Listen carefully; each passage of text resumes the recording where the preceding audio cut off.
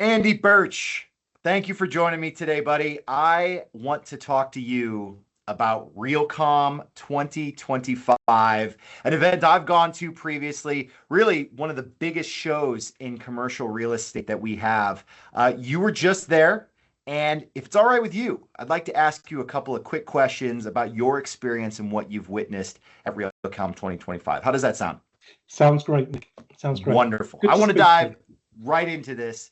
And I want to kick off the discussion with what seems to be kind of the most prevalent acronym that we're experiencing within our industry, and that's AI. Now, it was definitely discussed at last year's event as well, but what was different this year about AI at Realcomm? Okay, that's a great question. I think the thing that was different about Realcomm this year, as it relates to AI, was just the prevalence of it everywhere. Um, there were pre-con sessions around AI, use of AI, security around AI. There was actually a showcase as a dedicated part of the two-day main event, which was completely new and actually a really good thing. It was almost like a science fair where people walked up to different people and talked to how they're using AI in their organization for a few minutes and then move on to the next table. So that was great. I think that the other thing was, I guess there was a certain kind of um, skepticism in previous years, maybe people being almost a little afraid of AI. And there was definitely optimism this year. There was definitely a feeling, yeah, we can use this. We can take this on board. We can use it in our organization. So that probably was the key thing. Nice shift in balance to a bit more optimism is definitely warranted, I think, with as Yeah. many options as you saw on that show floor. And we've been doing a lot of surveys to our client base, actually to industry professionals at large, and we've been talking a lot about AI. We put some reports together, which are available on our website. And one of the questions we like to ask is what someone's unfiltered thoughts or unfiltered feedback are around AI. And interestingly enough, when they talk in their heart of hearts, it seems that, job security, overall job sentiment has become something that's been, rising to the top of the back of their minds. And what was your reading of the tea leaves there on how both like vendors and the industry is approaching like how people will work with AI moving forward? Yeah, it's a real interesting one. I'm at that age where I almost don't care anymore because I'll be retired before. Not your problem. No, that's unfair. Like no, for anyone listening to this, I hope I've got a few years to go yet. But um, point being is, yeah, people were perhaps scared of losing their job through AI. And it's easy as a vendor to say this, but what we're seeing is just augmentation. Like we're just seeing that it's just something to help you do something in your job. I'll give you like a classic example, and I wish I had it 30 years ago for sure. I use AI now every day to take meeting notes. Yeah. It's the best thing ever because I was terrible at taking meeting notes. And if I'd had that 30 years ago, I would have performed way better over those 30 years than I have done. So now I'd like to think that despite my age, I'm actually performing better than I ever have done, at least in the office. So yeah, so You've been using performance enhancing software. yeah, exactly. Wonderful. That's a great way to. Has not been Yeah, out I'm loud going to or coin that banned one. as of Yeah, yet within our industry, which is really good to know. But it brings up a good point because the first time I saw that technology was when someone else recorded and had the meeting notes created and then sent them to me. And I was like, wow, this is incredible. And what I realized though was that I was talking to someone outside of my organization. It was like I need to get going with this. yeah, I need to bring this into what I do on a day-to-day basis. So I think there's a lot of organizations that are seeing what their potentially competitors are doing and wanting to make sure that they fall into a place where they're embracing this as well. And how are folks when you were talking to them on the show floor? What is their approach to bringing on new AI technology? What are the things that they're thinking about to ensure that they're setting themselves up for success?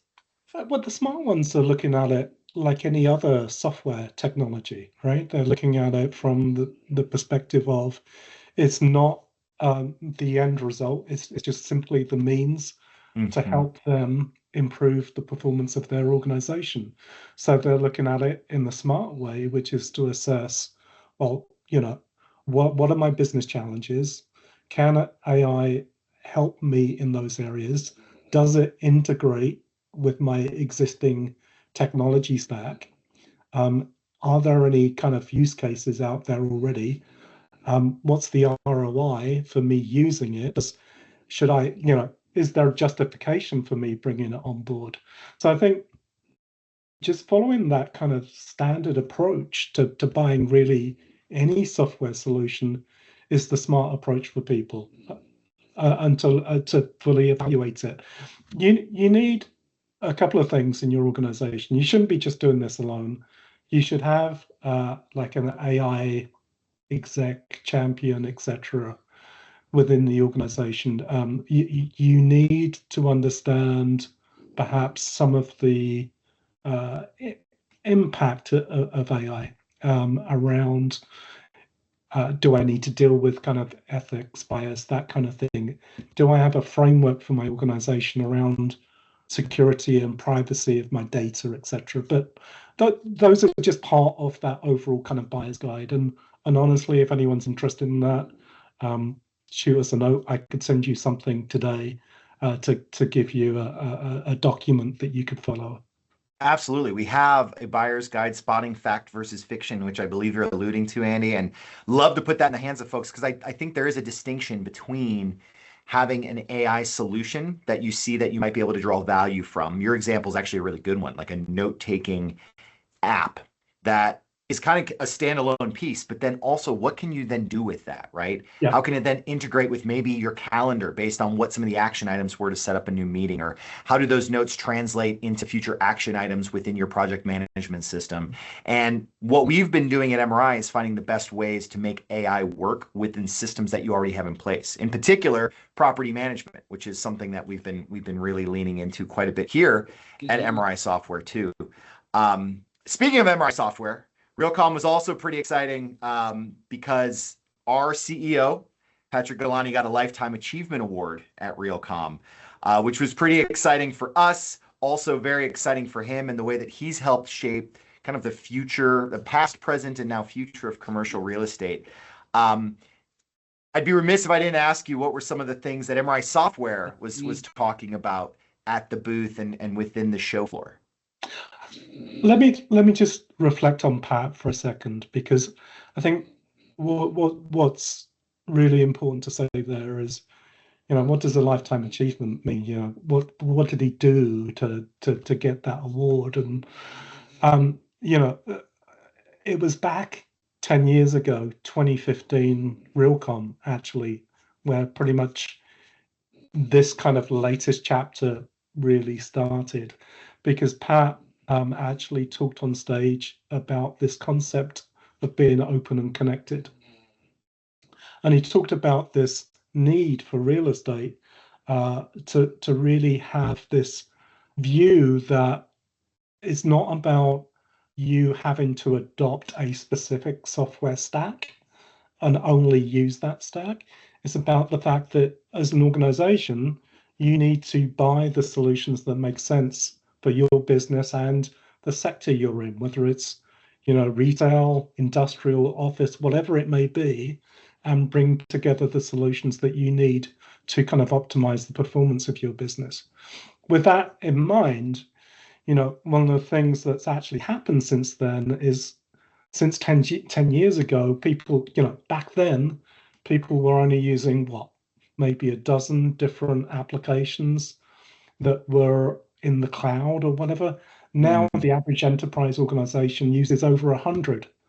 So, trying to bring that together in this open and connected environment is a challenge for some organizations. So, you need to understand a couple of things. How do you bring this data together in a consistent, unified way? And then once you've got that, you can actually start to use AI to really interrogate that data appropriately. So Pat was kind of innovative back 10 years ago in talking about that. And really, the industry has kind of followed that lead. And now many organizations are talking about being open and connected. So the beauty about that is that's where AI can really be used, because you can plug in these different applications and start to use it with your existing environment. So you asked about, again, from an MRI perspective, on the booth, every single demo that we did featured AI in some shape or form. We were showing things like analysis of data sets. So looking at, using natural language query to say, what's my top 10 leases that I have by square foot, by value, which leases are expiring in the next 60 days. Take that information, write me a letter to this client to ask them to renew their lease. Do it in a polite way. All Yeah. of these things to actually interrogate the data that they've got in their existing systems today. And then secondly, one of the newer things that we introduced on the stand was this concept around agentic AI. So actually using AI to help automate and improve business processes. So the one that we talked about at the show was around kind of the month-end close process.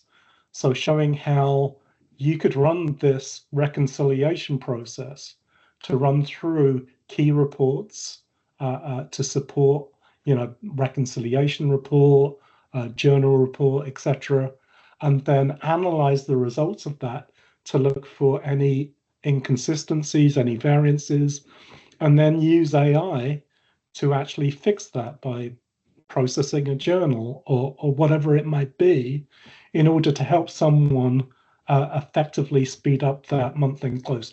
That's not removing the human, that's just augmenting what they do, probably saving 60-70% of their time by using AI to automate that.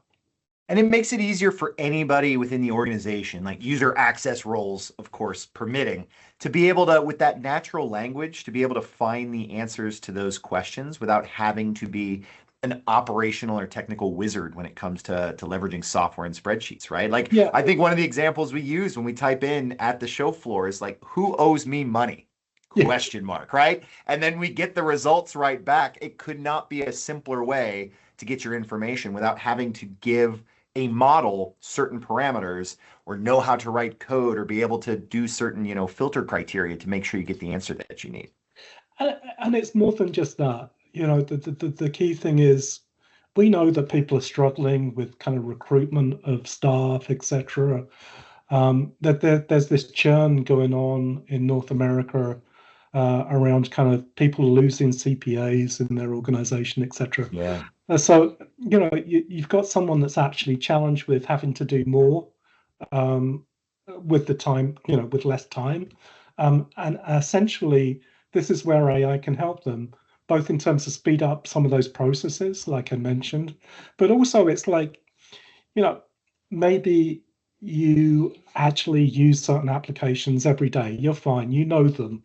You can even type them blindly, and fill in the data. No problem at all. But maybe there's something where you've now got to set up some new administration field or set up a new user or something, and you think, oh, I can't quite remember what the sequence is to do this.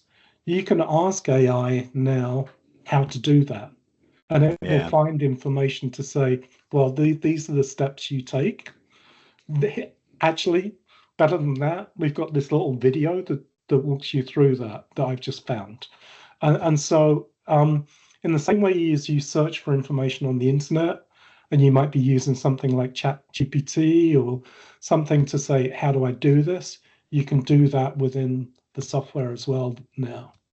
Which is absolutely crazy, right? To think about Yeah. where we've gotten from when just 10 years ago, Pat on that same stage at Realcomm saying like we need these tools to start to work together.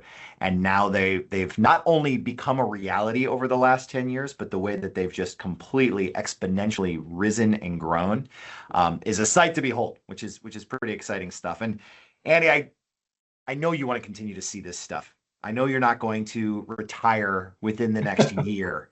So I'm just curious, as a Realcomm veteran, what do you see as the 2026 Realcomm of the future being the highlights? What do you think is going to be Oh, happening at the event next year?